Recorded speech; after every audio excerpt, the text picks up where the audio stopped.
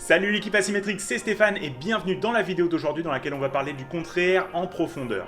Tu vas voir, c'est étonnant tout ce qu'on peut faire avec ce compte en termes de planification financière et d'optimisation fiscale et on va regarder ça ensemble tout de suite. C'est parti!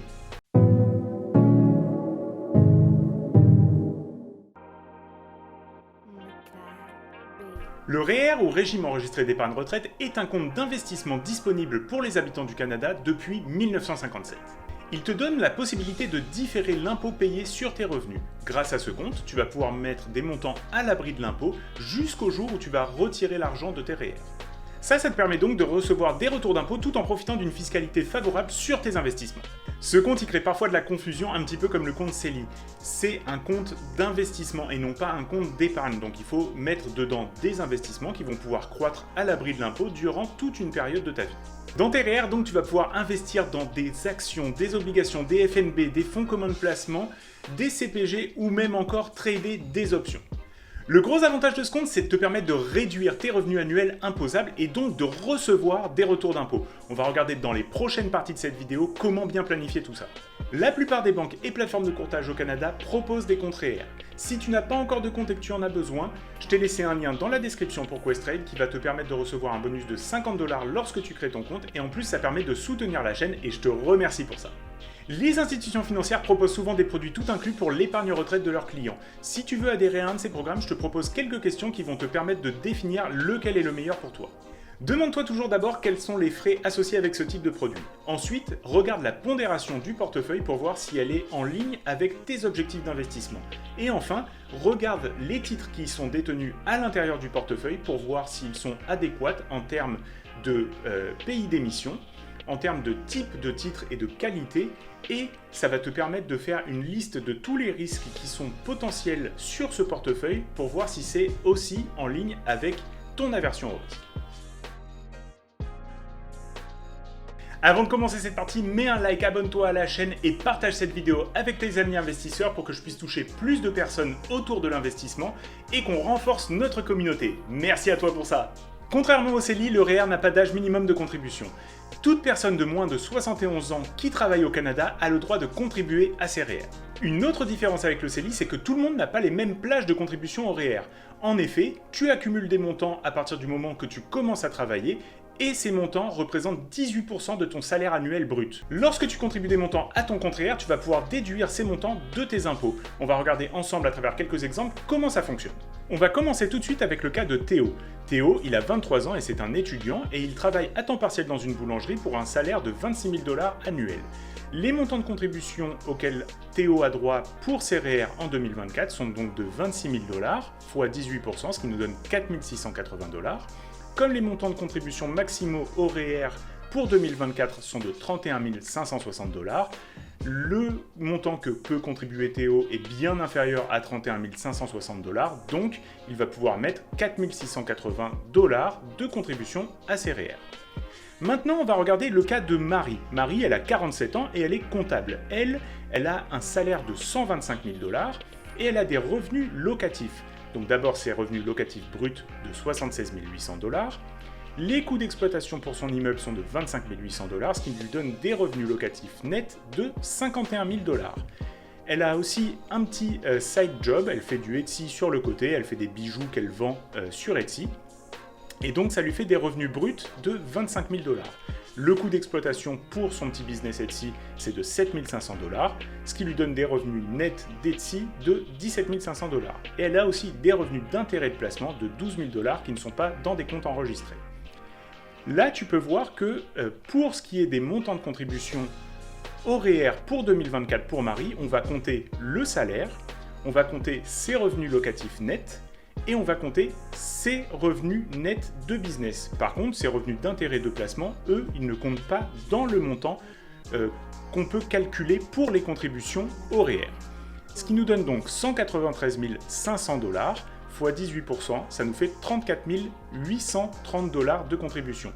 Comme le maximum est de 31 560 pour 2024, Marie, elle est au-delà du montant maximal, donc elle pourra cotiser seulement 31 560 $ à ses REER. Comme tu as pu le voir avec l'exemple de Marie, les montants de contribution au REER sont plafonnés à 31 560 $ pour 2024. Ce qui veut dire que si tu fais plus de 176 000 $ cette année, tu ne pourras pas contribuer 18% de ton salaire annuel à tes contributions, mais ta plage de contribution grossira seulement de 31 560 $.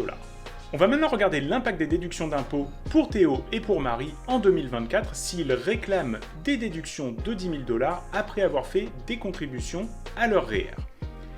On a donc pour Théo un revenu imposable de 26 000 $ et ça lui aurait fait un impôt total de 7 540 $ s'il paye ses impôts sur les 26 000 $ au complet. S'il fait des déductions de 10 000 $ en 2024, ça lui donne donc un revenu imposable de 16 000 $ pour un impôt total de 4 640 $ avec un retour d'impôt de 2 900 $ pour les 10 000 $ de déduction qu'il a réclamé en 2024. Pour Marie, son revenu imposable est de 205 500 $ parce que rappelle-toi, en plus des revenus qu'on a vus précédemment, elle a aussi 12 000 $ de revenus d'intérêt qui sont dans des comptes non enregistrés. Ça lui donne un impôt total de 88 125 $. Si elle déduit 10 000 $ de ses impôts, elle a donc un revenu imposable de 195 500 $, ce qui lui donne un impôt total de 82 650 $ et 80 sous, pour un retour d'impôt perçu sur les 10 000 $ de déduction de 5 475 $. Tu peux donc voir que, dépendamment des paliers d'imposition sur lesquels les déductions sont appliquées, ça peut varier du simple au double. Dans le cas de Théo, tu peux voir que c'est pas forcément super intéressant de demander les déductions immédiatement sur ses impôts, puisqu'il est dans un palier d'imposition très faible. Par contre, dans quelques années, il va avoir gradué de ses études universitaires et là, il va toucher un salaire beaucoup plus élevé et donc ce sera peut-être un bon moment pour demander les déductions d'impôts. La meilleure stratégie dans son cas, ça va être de continuer à accumuler des montants dans ses REER, comme ça il va pouvoir investir à l'abri de l'impôt et planifier sa retraite, mais de demander les déductions d'impôts uniquement quand il va monter de palier d'imposition.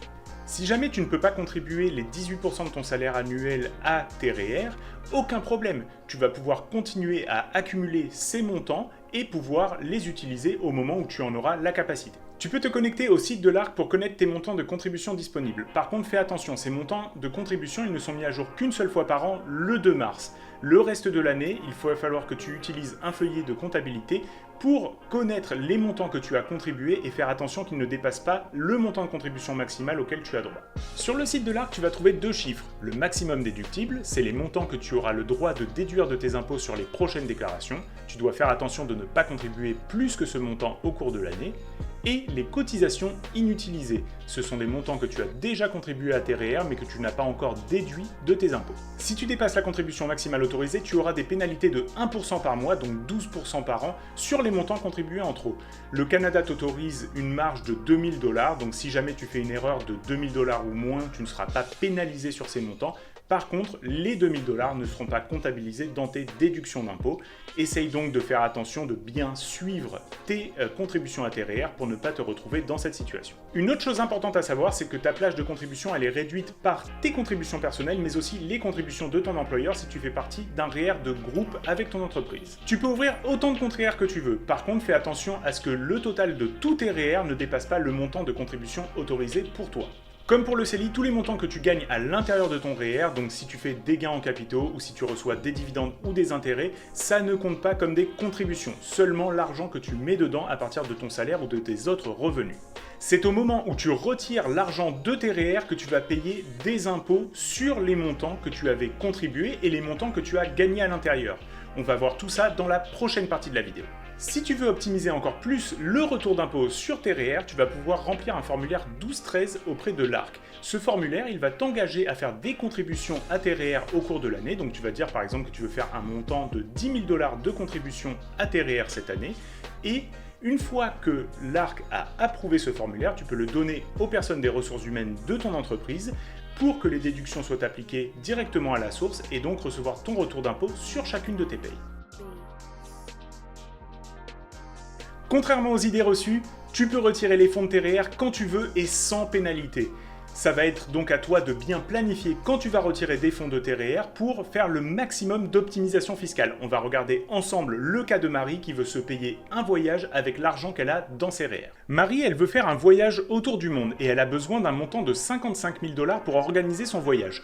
Malheureusement, la plupart de ses liquidités sont bloquées dans différents investissements, entre sa maison, ses biens locatifs, ses placements sous gestion. Donc elle décide de revendre des titres qu'elle détient dans ses REER pour pouvoir financer le voyage. Au moment où elle fait son retrait, son institution financière va appliquer un taux de retenue automatiquement. Ce taux varie selon le montant du retrait et la province dans laquelle tu habites, comme tu peux le voir sur ce tableau.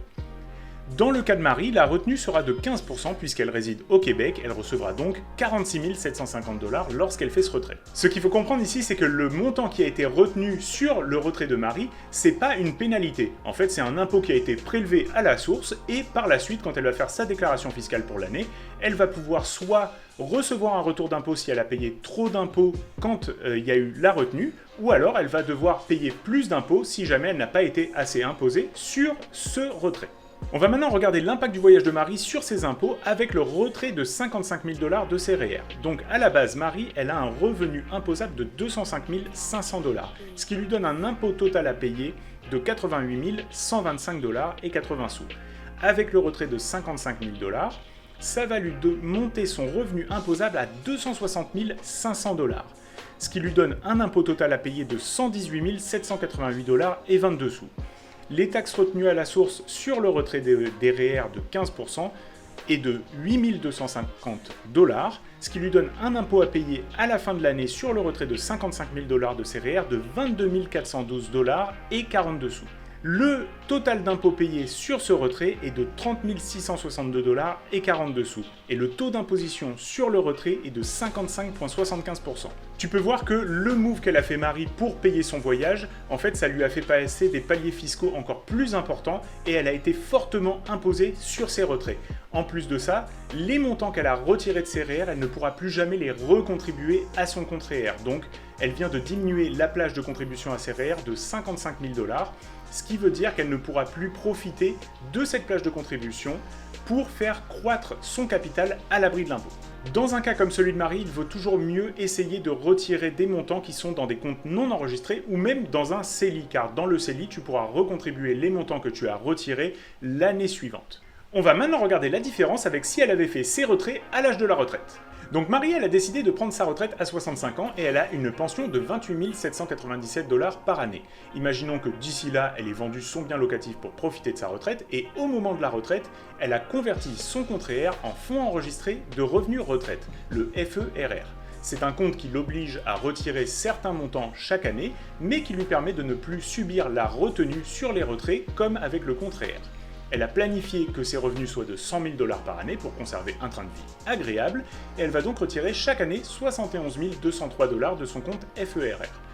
En se basant sur les paliers de 2024, on peut donc voir qu'elle aurait été imposée à 33 838 $ et 27 sous, ce qui lui aurait fait un impôt payé sur le retrait de 25 487 $ et 19 sous, soit un taux d'imposition sur le retrait de 35,8%. C'est quand même beaucoup plus avantageux que le taux de plus de 55% qu'elle a subi sur le retrait pour son voyage. Tu as donc compris à travers cet exemple qu'il vaut mieux éviter de retirer des fonds de tes REER lors des années à fort revenu et plutôt le faire à la retraite lorsque tes revenus ont diminué et que tu as un taux d'imposition plus avantageux.